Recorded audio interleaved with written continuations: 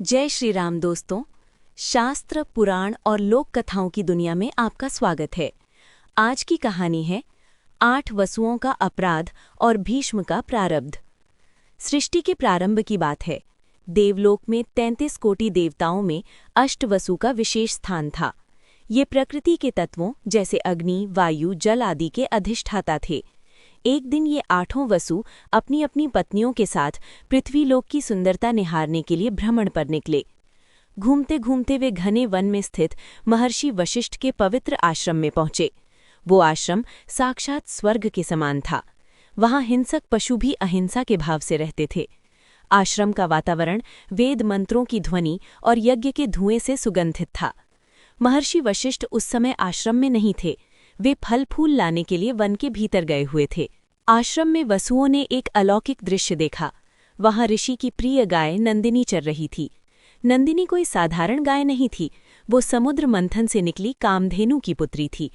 उसका रंग सफेद बादलों जैसा था। उसकी आंखों में करुणा और तेज था। ये गाय अपने स्वामी की हर इच्छा पूरी करने में सक्षम थी। कामधेनु शक्ति। सबसे बड़ी बात, इसका दूध अमृत तुल्य था, जिसे पीने वाला व्यक्ति 10,000 वर्षों तक जीवित रह सकता था और उसे बुढ़ापा या बीमारी कभी नहीं छू सकती थी। 8वें वसु, जिनका नाम द्यौ था, उनकी पत्नी की दृष्टि उस गाय पर पड़ी। वो उसके रूप पर मोहित हो गई। जब उसे नंदिनी के दूध के चमत्कारी गुणों का पता चला तो उसके मन में लालच आ गया। उसने अपने पति द्यौ से हट करते हुए कहा, हे प्राणनाथ, मनुष्य लोक में मेरी एक सखी है जिसका नाम जितवती है, जो राजा उशिनर की पुत्री है। मैं चाहती हूं कि ये गाय हम ले चलें और मैं उसे उपहार में दूं। इसका दूध पीकर मेरी सखी भी देवताओं की तरह अमर और रोग मुक्त हो जाएगी। आपको मेरे लिए ये कार्य करना ही होगा। द्यौ ने अपनी पत्नी को समझाने का प्रयास किया। उन्होंने कहा, देवी, हम देवता हैं, हम अमर हैं, हमें चोरी शोभा नहीं देती। ये महर्षि वशिष्ठ की गाय है, जिनका तप अग्नि से भी तेज है। उनका क्रोध हम सहन नहीं कर पाएंगे। किंतु पत्नी के मोह और जिद के आगे द्यौ का विवेक हार गया। कहा जाता है, विनाश काले विपरीत बुद्धि। द्यौ ने अपनी पत्नी को प्रसन्न करने के लिए चोरी का निर्णय लिया।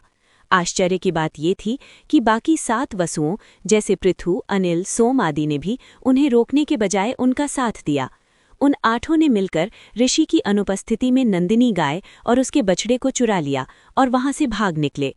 कुछ समय बाद जब महर्षि वशिष्ठ आश्रम लौटे तो उन्हें नंदिनी कहीं नहीं दिखी। बछड़े की रंभाने की आवाज न सुनकर उनका हृदय आशंकित हो उठा। उन्होंने पूरे वन में खोज की पर गाय नहीं मिली। अंततः ऋषि ने अपनी आंखें बंद की और दिव्य दृष्टि से भूत और वर्तमान देखा। उन्हें क्षण भर में सत्य का ज्ञान हो गया कि ये कृत्य देवताओं वसुओं का है। ऋषि का शांत मन क्रोध से भर गया। उन्होंने सोचा, जो देवता मनुष्यों को धर्म का मार्ग दिखाते हैं, आज वही चोर बन गए। क्रोधित होकर महर्षि ने श्राप दिया कि उन 8 वसुओं ने अपनी दिव्य शक्तियों का दुरुपयोग किया है। उनमें मनुष्यों जैसा लोभ आ गया है। इसलिए मैं श्राप देता हूं कि उन 8 को अपना देवलोक छोड़ना पड़ेगा और पृथ्वी पर मनुष्य के रूप में जन्म लेना होगा, नश्वर बनना होगा। जब वसुओं को श्राप का पता चला तो उनका नशा उतर गया। वे भागते हुए ऋषि वशिष्ठ के चरणों में गिर पड़े और अपनी गलती की क्षमा मांगने लगे। ऋषि का क्रोध अब शांत हो चुका था और वे स्वभाव से दयालु थे। उन्होंने कहा, मेरा वचन खाली नहीं जा सकता। जन्म तो तुम्हें लेना ही होगा, किंतु मैं श्राप में कुछ रियायत या मॉडिफिकेशन कर सकता हूँ। ऋषि ने फैसला सुनाया, शेष 7 वसुओं के लिए तुम 7 ने केवल द्यौ का साथ दिया था, तुम्हारी मुख्य भूमिका नहीं थी। इसलिए तुम्हें पृथ्वी पर जन्म तो लेना होगा, लेकिन जन्म लेने के कुछ ही समय बाद तुम्हें शरीर से मुक्ति मिल जाएगी। तुम्हें मानव जीवन के दुख नहीं भोगने पड़ेंगे। 8वें वसु द्यौ, मुख्य अपराधी के लिए, हे द्यौ, इस चोरी की योजना तुम्हारी थी। तुमने स्त्री हठ में धर्म को छोड़ा, इसलिए तुम्हें पृथ्वी पर एक बहुत लंबा जीवन जीना होगा। तुम शास्त्रों और शस्त्रों के महान ज्ञाता बनोगे। दुनिया तुम्हें सम्मान देगी, किंतु तुम स्त्री सुख से वंचित रहोगे। विवाह नहीं होगा। तुम्हें संतान सुख नहीं मिलेगा।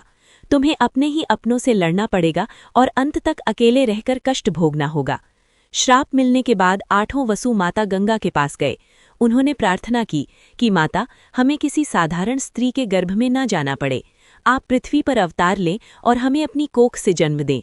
गंगा ने उनकी विनती स्वीकार कर ली और राजा शांतनु से विवाह किया। योजना के अनुसार गंगा ने एक एक करके 7 पुत्रों को जन्म दिया और उन्हें तुरंत नदी में बहा दिया। वे 7 वसु मुक्त होकर स्वर्ग चले गए। राजा शांतनु वचनबद्ध होने के कारण चुप रहे। जब 8वें पुत्र यानी द्यौ के अवतार का जन्म हुआ तो शांतनु ने गंगा को रोक दिया। गंगा ने उस बालक को जीवन दान दिया। वही 8वां पुत्र देवव्रत कहलाया, जिसने आगे चलकर भीष्म प्रतिज्ञा ली और भीष्म पितामह बने। ऋषि के श्राप के कारण उन्हें इच्छा मृत्यु का वरदान तो मिला, पर वो एक बोझ बन गया। उन्हें 4 पीढ़ियों तक कुरु वंश का दुखद पतन देखना पड़ा। द्यौ के पाप के कारण ही उन्हें आजीवन विवाह न करने की प्रतिज्ञा लेनी पड़ी।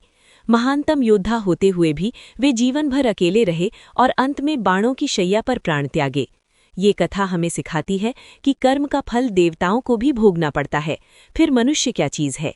हमारे साथ बने रहने के लिए धन्यवाद। चैनल को लाइक और सब्सक्राइब जरूर करें, इससे हमें और भी अच्छी कहानियां लाने का प्रोत्साहन मिलता है। जय श्री राम।